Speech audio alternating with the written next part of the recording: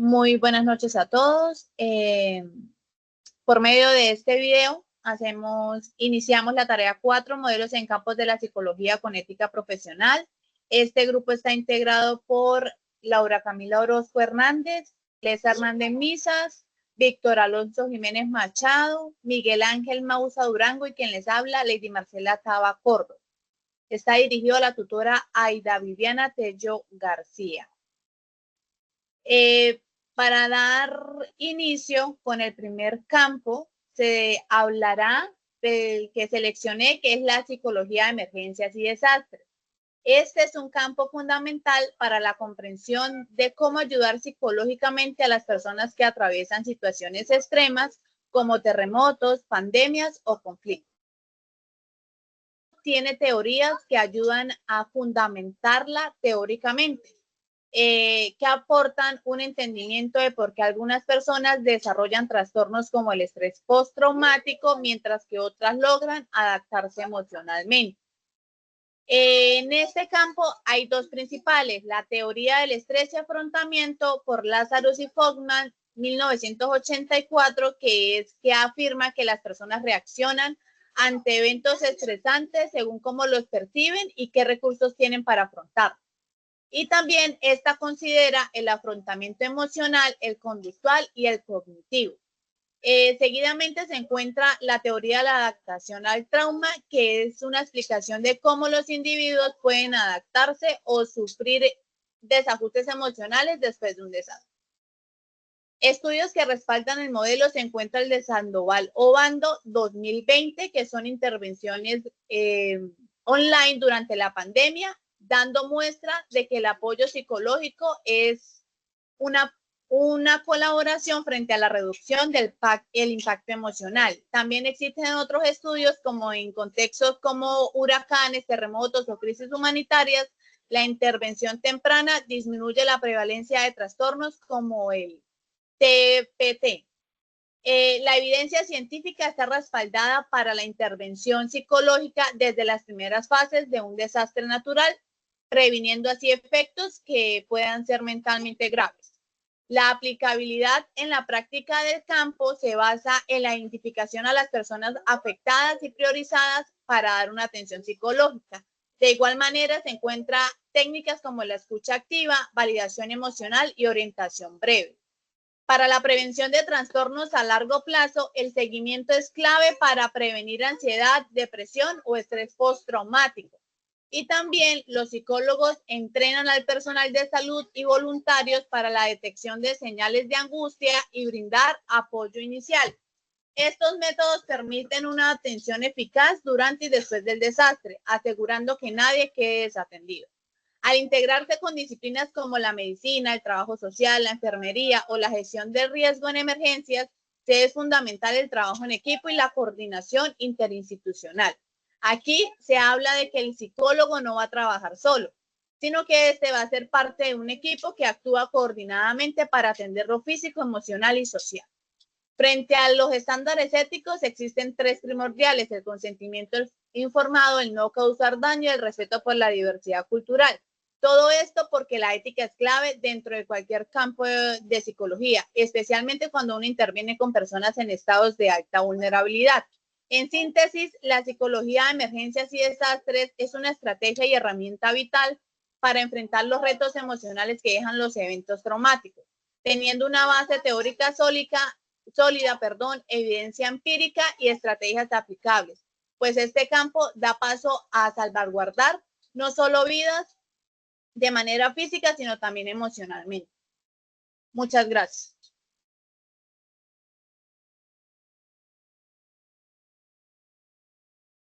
Yo les voy a explicar mi campo profesional de psicología social y comunitaria. Este campo se basa en la idea de que las personas y las comunidades pueden fortalecer su poder interno para cambiar su entorno. Es decir, no se trata solo de adaptarse a las condiciones difíciles, sino tener herramientas para transformarlas. El modelo propone que el empoderamiento tiene dos grandes partes: la parte intrapersonal, que es todo lo que tiene que ver con una persona se siente consigo mismo, su autoestima, la confianza, la capacidad de tomar decisiones. También está el comportamiento comunitario. Es cuando las personas empiezan a actuar en su comunidad. Un ejemplo es tomando decisiones, proponiendo cambios y entre otros. Asimismo, entre modelo promueve valores éticos muy importantes como el respeto, la participación donde todos tienen voz y el compromiso con la justicia social. Los fundamentos teóricos de la psicología social comunitaria es la crítica social, la participación y la educación popular. Entre los autores más destacados de la psicología social comunitaria está Marisa Montero y, y Rapport. Los estándares éticos que tiene la psicología social comunitaria es el respeto, la participación activa y la justicia social. Esta integra con otras disciplinas como la sociología, el trabajo social, la educación y la salud pública. Le doy paso a mi compañera Laura. Bueno, buenas noches. A mí me corresponde entonces psicología y familias. Bueno, la psicología y familias es algo que se dedica al estudio de las familias como sistema, ¿cierto? Analizando las relaciones entre sus miembros, los patrones de comunicación, las respuestas emocionales y los comportamientos. Los objetos de estudio del campo de la psicología y las familias tiene como objeto de estudio definido la comprensión de las organizaciones y dinámicas familiares. ¿Esto qué implica? Que las relaciones se construyen según sus integrantes en el proceso en que acontecen la personalidad, la autonomía y la identidad a lo largo del ciclo vital, tanto individual como familiar, inmersos en un contexto y cultura. Esto posibilita el desarrollo de metodologías de intervenciones familiares en los diferentes niveles de atención de salud y procesos de formación de familias. Entre algunos de los modelos de intervención tenemos la terapia familiar sistémica. Esta consiste, perdón, esta consiste que considera como un sistema a la familia, en lo que los problemas de un miembro afectan a los demás y se centra en patrones de comunicación, roles y límites familiares.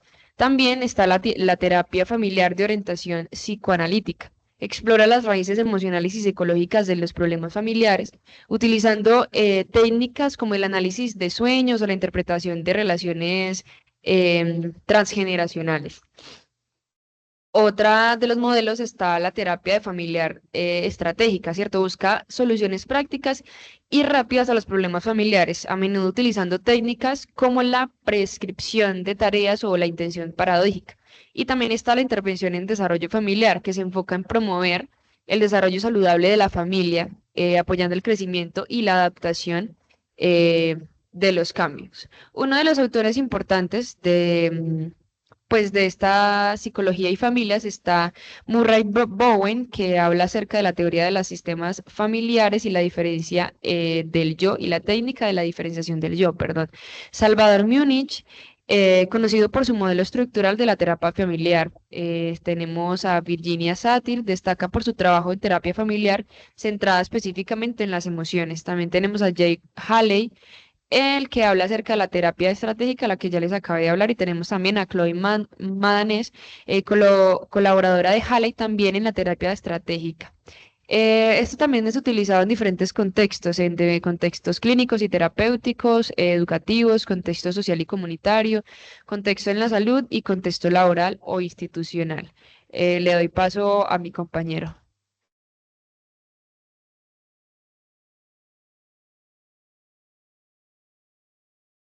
Bueno, en este caso me tocó las neurociencias y la psicobiología. Cuando hablamos nosotros de la neurociencia, estamos hablando que es una ciencia, es una disciplina que combina con otras, por lo que tenemos la neuroanatomía, tenemos la neurofisiología, la neuroquímica, la neurofarmacología, ¿sí? Y la neuroendocrinología.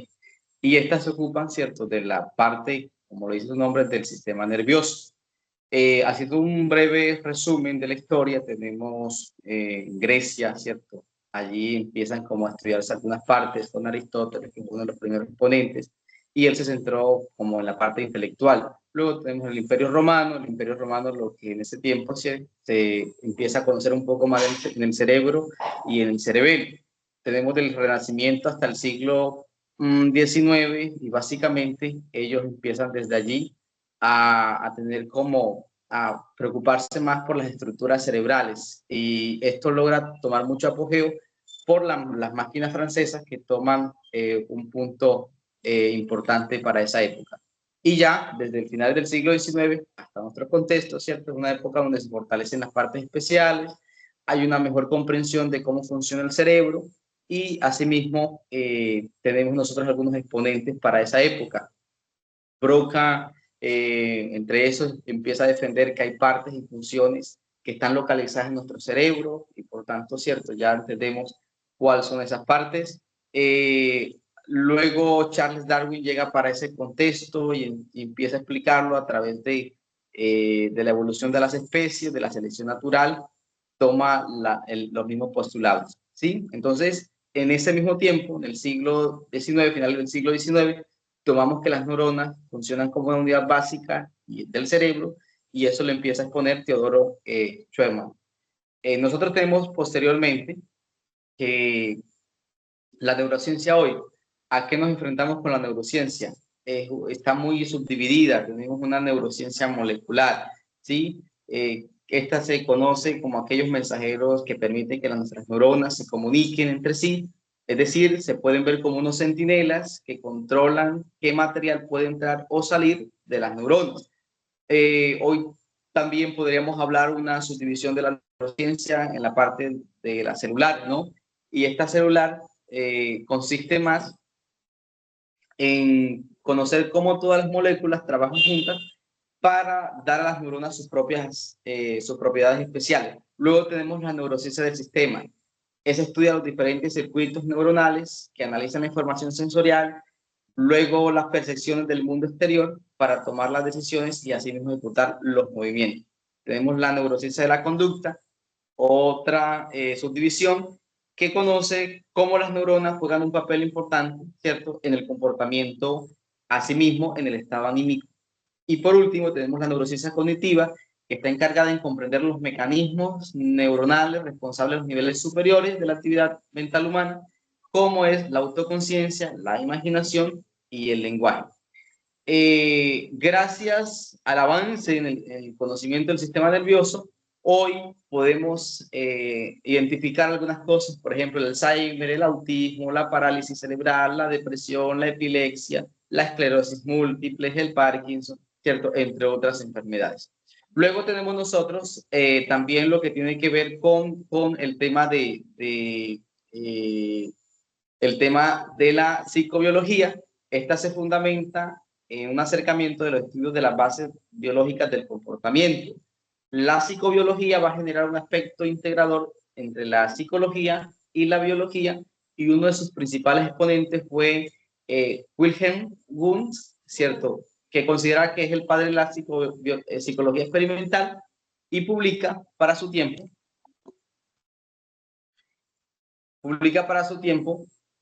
un libro célebre, ¿cierto?, para el siglo XIX, y tenemos que estos exponentes contribuyen a conocer un poco cómo la psicobiología se une con el sistema nervioso.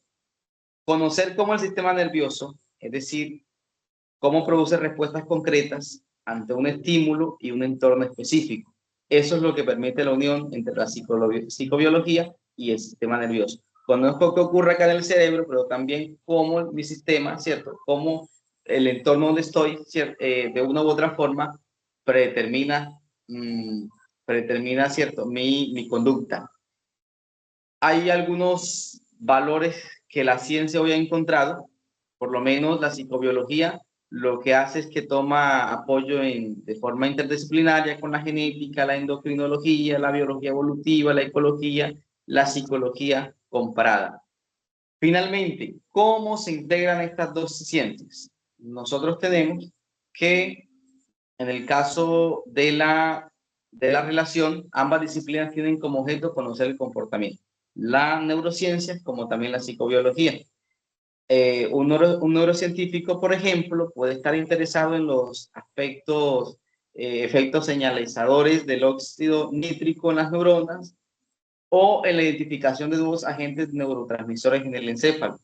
Asimismo, entendemos que la psicobiología se ocupa de las bases biológicas del comportamiento, mientras que las neurociencias lo hacen desde el sistema nervioso. Principios éticos que ellos tienen que tener en cuenta, pues casi todos los compartimos, lo hemos mencionado, desde los principios que encontramos nosotros en la ley 1090 del 2006, principios muy importantes como, por ejemplo, respetar la dignidad, los derechos de las personas, mantener la confidencialidad y ejercer la competencia profesional y actuar de acuerdo a esta integridad. Le doy paso a mi compañero. Hola, buenas noches, ¿cómo van? Espero que estén muy bien. Bueno, en el día de hoy, entonces voy a exponer el tema relacionado con la psicología del tránsito y la seguridad vial. Cuando hablamos de este tema, es importante aclarar que eso es un tema que nos afecta a todos, sin importar nuestra edad, porque la mayoría de las personas, desde muy jóvenes, siempre aspiramos a aprender a conducir o siempre tenemos la visión de tener un transporte o un vehículo propio. Y en ese momento en el que tenemos ese mecanismo, de una entra a infligir o entra a influir sobre nosotros, perdón, todo el tema de seguridad vial y todo ese tema de psicología del tránsito. Entonces, partiendo de eso, la seguridad vial, desde la mirada, desde la psicología, siempre debe ser enfocada en el autocuidado que tenemos como persona. Algo que es muy importante que quiero aclarar y quiero dejar acá como entre comillas, por así decirlo, es que cada año millones de personas pierden la vida en accidentes de tránsito. Es normal prender las noticias y observar cómo mueren miles de personas por un simple hecho de pasar un semáforo en rojo. Pero más allá de esas fallas mecánicas o de esos malos comportamientos en la vida, hay factores claves, que es el comportamiento humano, en lo que se centra en sí el estudio de esta psicología del tránsito. Pero entonces, cuando hablamos de psicología del tránsito, ¿a qué nos estamos refiriendo? Nos estaríamos refiriendo a esa rama de la psicología que estudia el comportamiento de las personas en su rol como conductores, peatones y pasajeros. Aquí vemos que no solamente involucra a las personas que están en el volante, sino a todos los intermediarios en la vía. Y en ese orden de ideas, entonces tenemos a los peatones y a los pasajeros también haciendo parte de todo este contexto. ¿Qué es lo que busca? Busca comprender y entender cómo actuamos ante ciertas maneras al momento de estar en el volante y cómo influye esa mente al momento de estar en la vía. Porque no, lo más común que encontramos en este siglo XXI es que las personas cuando van al volante tienen dos factores, o normalmente es lo más visto y evidenciado hoy en día. ¿Cuáles son esos dos factores? Que primero, normalmente hablamos de unas distracciones, y lo segundo es que hoy en día el factor estrés está jugando un papel muy importante que está ocasionando que cada día sea más importante esta psicología en la vía. Algo que tenemos que tener en cuenta también es el tema de la seguridad vial, que suena muy parecida, pero se diferencian en qué. Que mientras la una es una rama que estudia el comportamiento de las personas en su rol pues, en la vía, la otra lo que busca es las medidas para prevenir accidentes. Entonces, la una es el estudio general y la otra se seca en generar estas medidas para prevenir eso que ya estudió la general. La seguridad vial, entonces, lo que busca es educar, concientizar y modificar las conductas, mientras que la otra es el estudio, ya esta se va más en la práctica. Cuando ya hablamos de la seguridad vial, ya hablamos de la responsabilidad compartida. Y partiendo de eso, entonces ya hablamos, cuando hablamos de seguridad vial, que tenemos que respetar unas normas, que ser más empáticos, pensar en que los demás, hay más personas en la vida, que hay personas que dependen de alguna u otra manera de mi responsabilidad al momento de yo estar en un volante, y por eso el nivel de seguridad vial nos debe implicar a todos. Ahí los principales autores que se involucran en este tema, tenemos entonces a Salmon, 2017, y a Egren, 1991. El primero con su modelo de sistema dinámico y el segundo con la teoría de la conducta planeada, perdón. En este campo, nosotros como futuros psicólogos, ¿qué es lo que buscamos o en qué parte entramos a intervenir nosotros? Primero, para evaluar esas licencias especiales. ¿Por qué? Porque sabemos que En la diversidad del mundo encontramos personas que tienen síndrome de Down, Alzheimer, como decía el compañero, y otros temas psicológicos y neurológicos que tienden ciertas personas que de alguna u otra forma los limitan o los llaman casos especiales. En ese orden de ideas ya nosotros entramos a evaluar para determinar si esa persona tiene la aptitud mental y emocional para poder tener una licencia de tránsito, por ejemplo. También entramos a validar cuando hay casos de infracciones, cuando hay accidentes o cuando hay personas que sucesivamente cometen infracciones. Por ejemplo, si la Secretaría del Tránsito detecta una misma persona infringiendo siempre en la misma ley o siempre en el mismo comportamiento, automáticamente tiene que entrar un psicólogo a evaluar y a citar a esa persona para determinar esta persona por qué está cometiendo estas mismas infracciones y si realmente requiere un acompañamiento psicológico. Y lo otro es cuando se requiere una reevaluación médica. Sabemos que para obtener una licencia de tránsito es necesario unos exámenes médicos. No obstante, hay veces que los exámenes salen con ciertas recomendaciones y es allí donde entra el concepto psicológico a complementar esos exámenes con el fin de determinar si se puede o no se puede otorgar la licencia. Cuando hablamos entonces en el tema de la ética o los estándares éticos que debe tener un psicólogo que esté enfocado en este tema de la seguridad vial o esté apoyando la seguridad vial, hablamos entonces del Código Deontológico del Psicólogo, que es un libro que especifica con exactitud qué debe tener este psicólogo, esos estándares éticos puntuales que debe tener al momento de estar involucrado en temas viales. Y el otro es la ética en la intervención psicológica, que esa pues naturalmente lo debe tener casi todos los psicólogos al momento de tener casos psicológicos. Por otro lado, y ya para finalizar, tenemos entonces que los estudios que respaldan este tipo de psicología, encontré dos muy significativos y muy importantes, que uno es la influencia de los factores psicológicos en la conducción de Lucidity en 2010, donde este estudio lo que busca es tratar de identificar esos subtipos de conductores jóvenes y cuál es esa relación que tienen con su comportamiento de alto riesgo. ¿Cómo así? El estudio lo que trata es de involucrar, bueno, si yo ya tengo una mentalidad joven y sobre todo ese tema contemporáneo en mi ligado, entonces, ¿cómo es la probabilidad o qué tan alta es la probabilidad de que yo pueda tener un accidente o que pueda afectar un peatón? Y el otro estudio es la efectividad de las campañas de concientización de Montoro, 2018. ¿Qué es lo que busca este estudio? Busca evaluar esa eficacia de las intervenciones educativas en los conductores novatos, mostrando una reducción significativa. ¿Cómo así? Lo que busca este estudio es poder mirar. Entonces, si tenemos un conductor que es novato o que aprendió de manera empírica, ¿qué pasa si ese conductor recibe luego una educación y qué pasa si el conductor no recibe educación? Entonces nos pone esos dos casos y esos dos escenarios y nos da una explicación de cómo podemos actuar partiendo de lo que establece la psicología del tránsito, basado también en esas normas que establece todo el tema de la seguridad vial. Muchas gracias.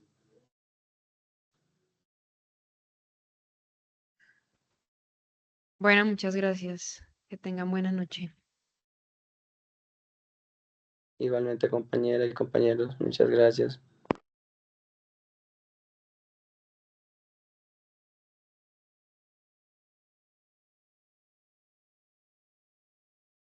Párate el video, Laura.